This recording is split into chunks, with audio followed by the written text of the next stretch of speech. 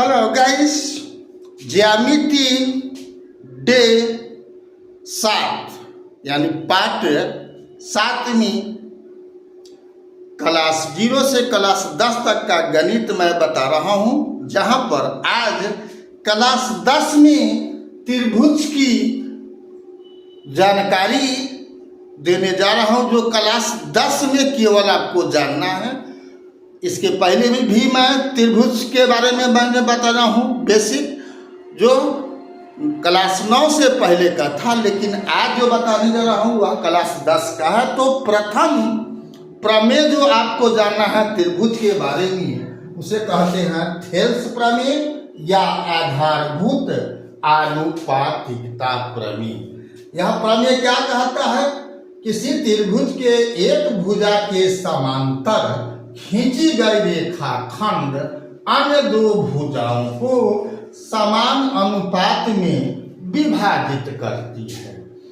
इसका अर्थ क्या हुआ कि किसी त्रिभुज के एक भुजा के समांतर, इसमें 3 भुजा है, 3 भुजा में से किसी एक भुजा के, तो मान लो हम BC के समांतर कोई रेखा खींच रहे हैं, इसका नाम क्या? MN। तो यह MN जो रेखाखंड जो है AB को 2 भाग में बांट रहा है, AC को भी 2 भाग में बांट रहा है। यह दोनों भाग अलग अलग है, AM है और इधर MB है, इधर AN है और NC है। तो ये नियम क्या कहता है? ये नियम कहता है AM बटा में MB बराबर AN बटा में NC। यानी इसको जो 2 भाग में बांटा उसका अनुपात, इसको जो 2 भाग में बांटा उसका अनुपात क्या होगा? समान होगा, बराबर होगा। कब? जब ये रेखा इस रेखा की समांतर हो तब। ये याद रखना है। इसको सिद्ध करके भी पूछता है कि मैं बाद की क्लास में इसे सिद्ध करूँ, बाद के वीडियो में सिद्ध करूँगा। आज मैं सिर्फ आपको वो नियम सब बताऊंगा, जैसा कि यह थेल्स प्रमेय या आधारभूत आनुपातिकता प्रमेय क्या होता है, कि यही होता है। और इसका अर्थ क्या होता है, इससे आपको 1 या 2 नंबर का सवाल भी पूछेगा, तो सब प्रॉब्लम वाला सवाल भी आएगा। आज सिर्फ इस नियम को याद रखो। दूसरा नियम क्या कहता है? तो दूसरा नियम जो त्रिभुज के बारे में क्लास 10 में जानना है, वो है थेल्स प्रमेय का विलोम या आनुपातिकता प्रमेय का विलोम। वो क्या कहता है? इसका विपरीत कहेगा, उल्टा कहेगा। देखते हैं। तो क्लास 10 का त्रिभुज संबंधी दूसरा नियम यानी दूसरा प्रमेय क्या कहता है? उसको क्या कहते हैं? थेल्स प्रमेय का विलोम या आधारभूत आनुपातिकता प्रमेय का विलोम। तो क्या कहता है? जब कोई रेखाखंड किसी त्रिभुज के 2 भुजाओं को समान अनुपात में विभाजित करती है, तो वह रेखाखंड तीसरी भुजा के समांतर होती है। इसको भी सिद्ध करने के लिए पूछता है। तो फिलहाल तो मैं सिद्ध करूंगा नहीं, अगला वीडियो में सब सिद्ध करेंगे। तो यहाँ पर क्या कहा कि यदि क्या AP बटा में PB बराबर AQ बटा में QC हो, तो क्या PQ समानांतर का होगा? BC होगा। PQ अगर इसका उसका अनुपात बराबर हो, जैसा कि यहाँ पर AP बटा में PB बराबर AQ बटा में QC, तो आपको PQ यानी इस दोनों रेखा को जो PQ 2 बराबर भाग में बांट रहा है, यह रेखा इस BC के समांतर होगा। तो दोनों समझ जा।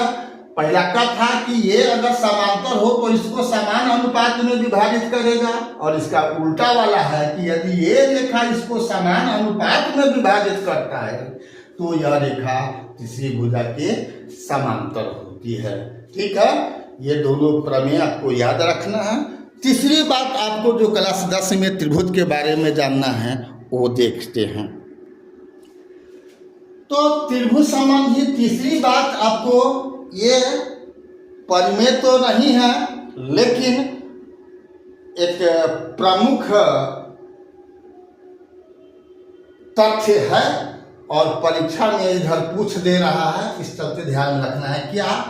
यदि किसी त्रिभुज ABC में AD कोण A के अर्धक हो, कौन कोण का अर्धक होगा? तो नियम है कि कोण को बनाने वाली भुजाओं का अनुपात अर्धक जो सामने वाली भुजा को दो बराबर भाग में बांटता है, उसके अनुपात के बराबर होता है। मतलब अगर ये कोण बराबर हो तो इस पूरा कोण को बनाने वाली भुजा हुआ है AB और AC, तो AB बटा में AC बराबर होगा इस BD के बटा में CD को। इसको आपको याद रखना है। अगला हम चौथा नियम जो आपको जानना है क्लास 10th में त्रिभुज का, उसकी चर्चा करेंगे। चौथा बात याद रखना हो कि त्रिभुज ABC सर्वांसम नहीं बल्कि समरूप हो।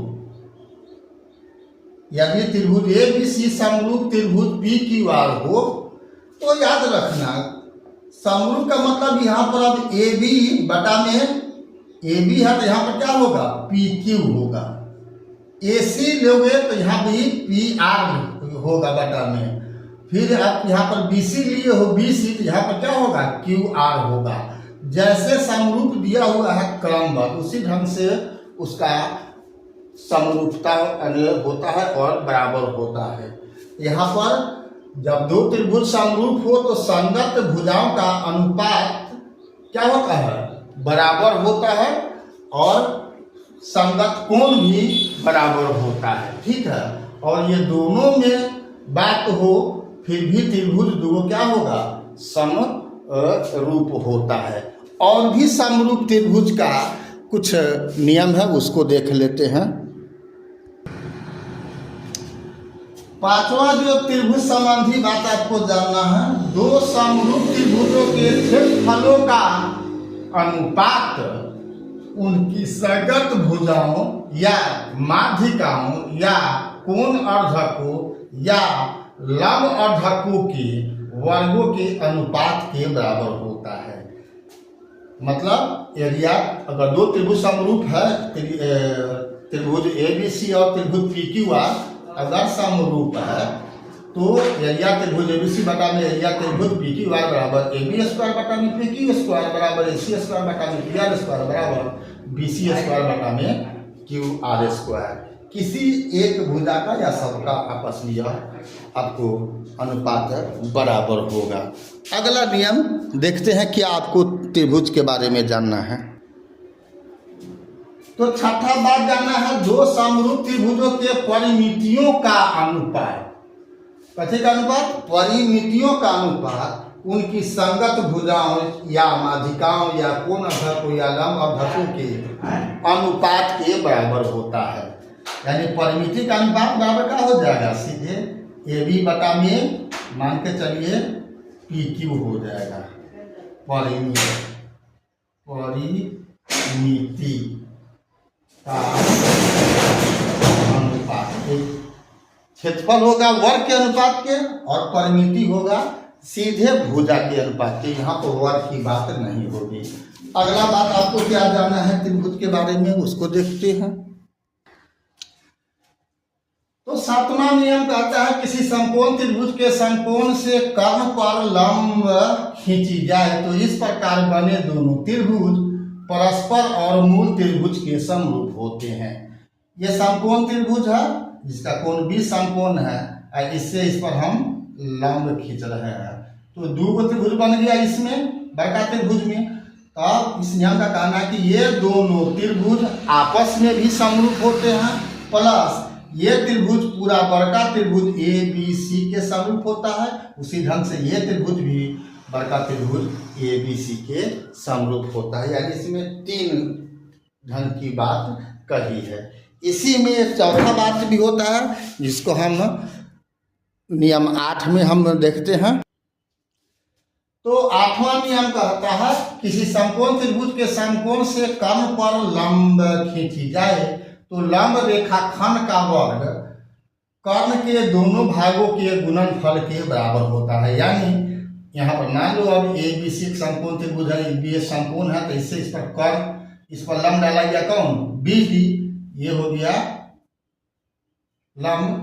तो कहता है कि बी डी स्क्वायर, इसका वर्ग यानी बी डी का स्क्वायर बराबर होगा, ये जो दो भाग में कर्ण बट गया ए डी और सी डी, उसके गुणनफल के बराबर होगा। तो ये नियम भी याद रखना है, एक नंबर का सवाल पूछता है, आगे कहीं उपयोग हो अथवा न हो। अब मात्र दो नियम जानना है, पाइथागोरस प्रमेय और पाइथागोरस प्रमेय का विलोम के बारे में जानना है। तो नौवां बात त्रिभुज के बारे में जानना है, क्लास 10 में पाइथागोरस प्रमेय के बारे में क्या है, समकोण त्रिभुज में बड़ी भुजा कर्ण का वर्ग अन्य दो भुजाओं लंब और आधार के वर्गों के योग के बराबर होता है।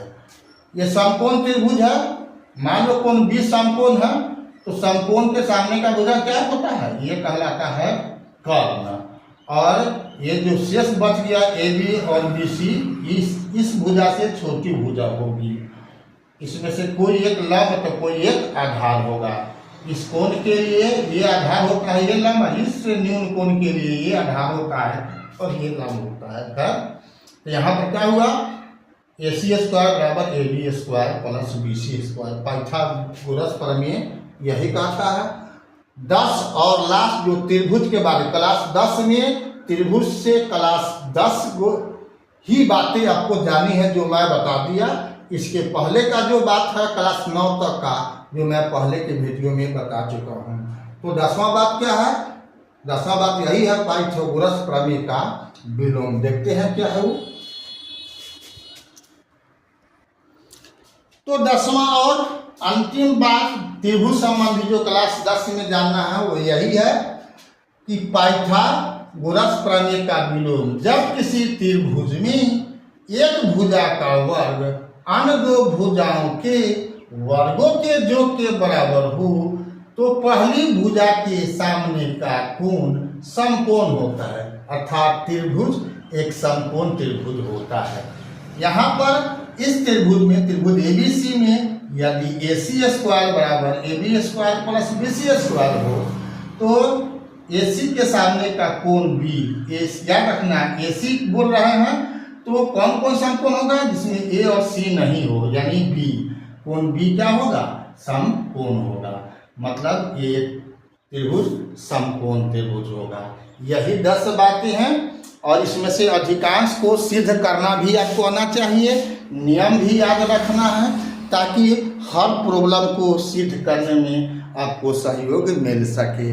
ठीक है, अभी तक फेसबुक और इंस्टाग्राम पर आपने BKR कुशवाहा प्रोफाइल को फॉलो नहीं किया है तो फॉलो कर दें, और यूट्यूब पर सब्सक्राइब नहीं किया है तो BKR कुशवाहा प्रोफाइल को बेल आइकन दबा करके सब्सक्राइब कर देना है, ताकि हर प्रकार का नोटिफिकेशन आपको मिलता रहे। और मुफ्त में ऑनलाइन अगर गणित सीखना चाहते हो तो लाइक शेयर कमेंट करते रहो, ताकि मेरा भी मन लगा रहे। मैं बिना प्रीमियम का ही आपको A to Z क्लास 10 तक का, मैं 0 से क्लास 10 तक का आपके लिए सामग्री ला रहा हूँ। शायद ही है ऐसा कोई क्रिएटर जो आपके लिए, मेरे जैसा आपके लिए काम कर रहा हो। मुझे आमदनी कल होगी न होगी ये इसका फिक्र मुझे नहीं है, आप अच्छा से अच्छा करो, इसका मैं उद्देश्य रखता हूँ। ठीक है, तो फिर मिलते हैं अगला वीडियो में, तब तक के लिए जय हिंद, जय जगत, जय भारत।